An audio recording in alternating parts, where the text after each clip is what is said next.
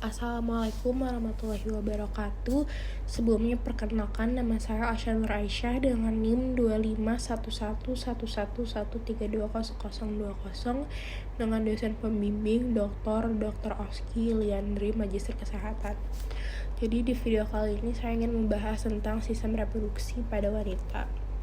Sebelumnya akan saya jelaskan terlebih dahulu yaitu pengertiannya. Nah, jadi sistem reproduksi itu adalah sistem biologis yang terdiri dari organ, lalu ada jaringan dan hormon yang bekerja bersama untuk menjalankan proses perkembangbiakan.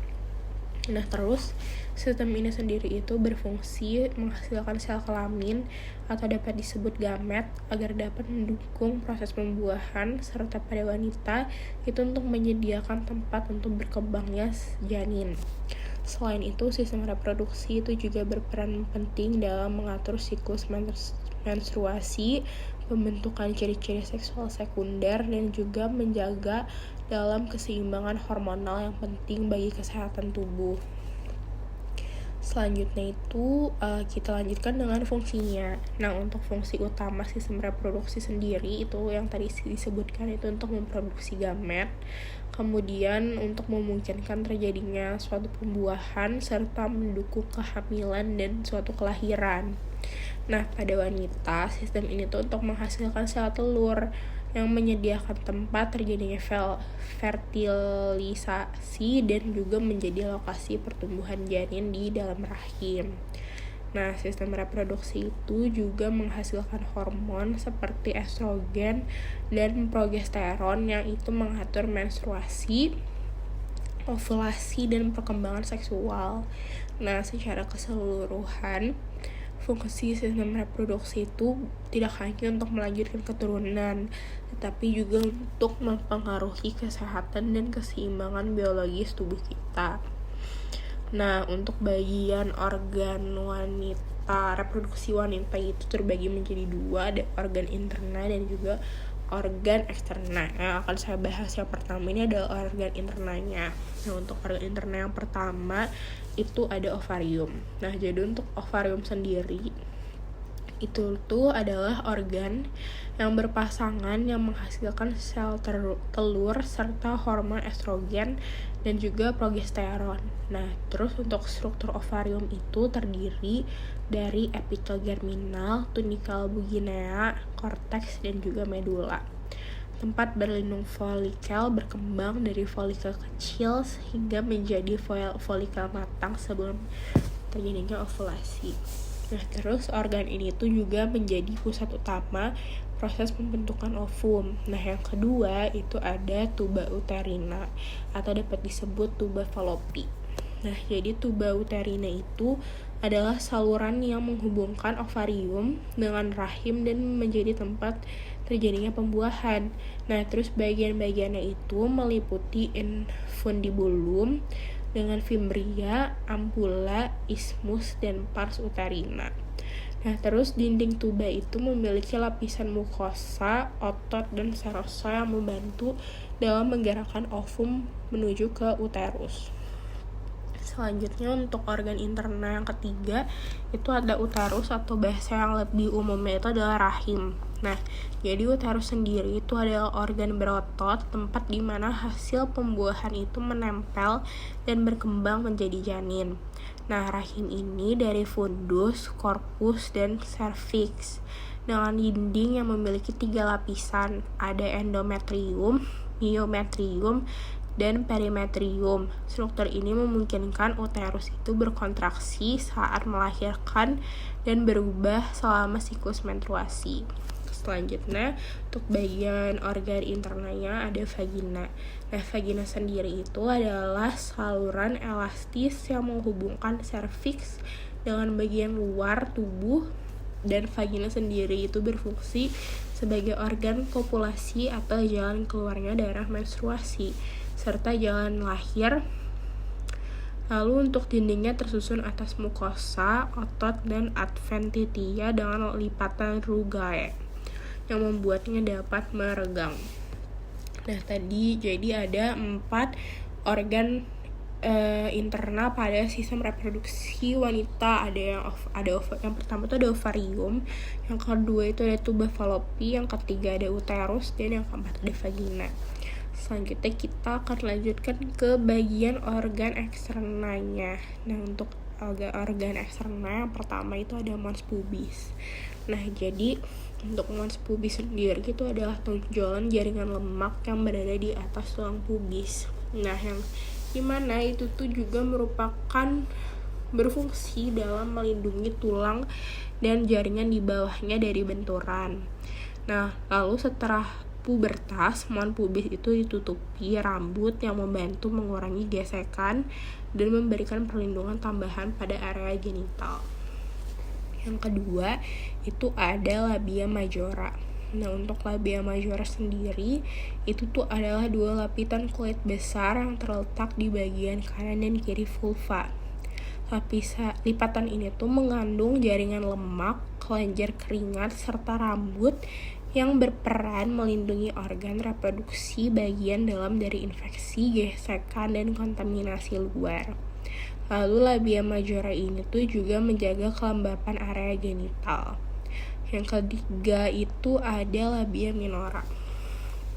Nah, labia minora ini tuh adalah lipatan kulit tipis tanpa rambut yang berada di dalam labia majora. Nah, bagian ini tuh kayak pembuluh darah dan ujung saraf, sehingga itu tuh lebih sensitif terhadap rangsangan.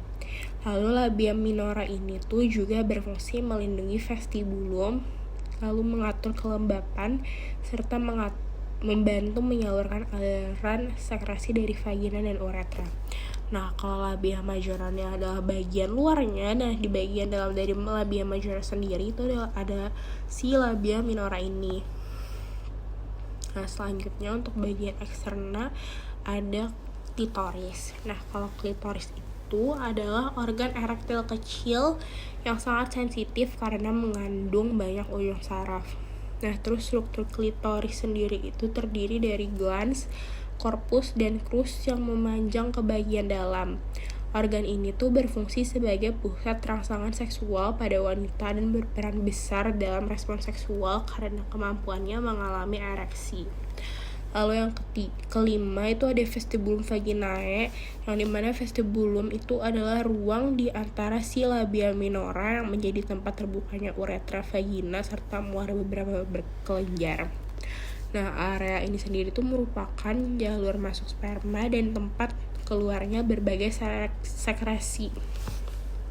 Nah, vestibulum itu juga terlibat dalam proses pelumasan alami saat terjadi rangsangan seksual. Lalu yang keenam itu ada himen. Jadi himen sendiri itu adalah membran tipis yang menutupi sebagian permukaan vagina. Nah, bentuknya tuh bervariasi. Ada yang kayak anularis, semilunaris, cribriformis, fimbriatus, hingga imperforatus. Sehingga dijelaskan dalam file. Lalu himen tuh juga dapat meregang atau robek karena aktivitas fisik. Terus juga bisa juga dikarenakan hubungan seksual atau faktor medis lainnya. Lalu untuk bagian eksternal yang terakhir itu ada yang namanya glandula vestibularis mayor. Nah, jadi kelenjar Bartholin itu terletak di bawah si labia minora dan berfungsi untuk menghasilkan cairan pelumas saat wanita mengalami rangsangan seksual. Nah, cairan ini sendiri itu membantu mengurangi gesekan selama hubungan seksual dan juga dapat menjaga kenyamanan area genital. Nah, jadi untuk bagian eksternal dalam reproduksi wanita yang pertama tadi dapat ingat adalah mons pubis, yang itu merupakan tonjolan jaringan lemak yang ada di atas tulang pubis. Lalu ada labia mayora, itu tuh lipatan kulit besar yang terletak di bagian kanan dan kiri vulva. Lalu di dalam si labia mayora itu ada yang namanya labia minora. Nah, dia tuh lipatan kulit tipis tanpa rambut yang berada di dalam si labia mayora tadi. Selanjutnya itu ada klitoris, yang merupakan organ erektil kecil yang sangat sensitif.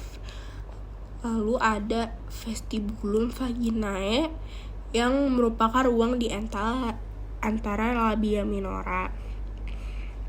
Lalu ada himen yang merupakan membran tipis yang menutupi sebagian permukaan vagina. Dan yang terakhir ada glandula vestibularis major yang berada di bagian bawah labia minora yang berfungsi untuk menghasilkan cairan pelumas. Lalu hormon pada wanita itu ada estrogen, progesteron, testosteron, FSH, LH, oksitoksin. Kalau hormon estrogen sendiri itu tuh diproduksi terutama oleh ovarium dan sedikit oleh adrenal serta plasenta yang berperan dalam perkembangan ciri kewanitaan, pertumbuhan payudara, serta pengaturan fungsi uterus dan vagina. Selain itu, estrogen memengaruhi suasana hati dan membantu proses keluarnya ASI setelah melahirkan.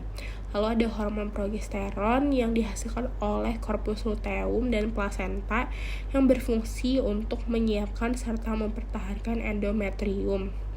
Lalu ada hormon testosteron yang penting untuk menjaga libido, kesehatan vagina dan payudara, serta mendukung kesuburan. Lalu ada hormon LH atau luteinizing hormone, di mana itu tuh untuk memproduksi kelenjar hipofisis dan berperan mengatur siklus menstruasi serta memicu ovulasi. Lalu ada hormon FSH atau follicle stimulating hormone, itu tuh membantu mematangkan folikel di ovarium dan mengatur siklus menstruasi. Lalu ada hormon oksitosin yang dimana itu diproduksi oleh hipofisis dan meningkat menjelang persalinan untuk merangsang kontraksi rahim serta melahirkan. Hormon ini membantu mengeluarkan ASI dan mendukung ikatan antara ibu dan bayi.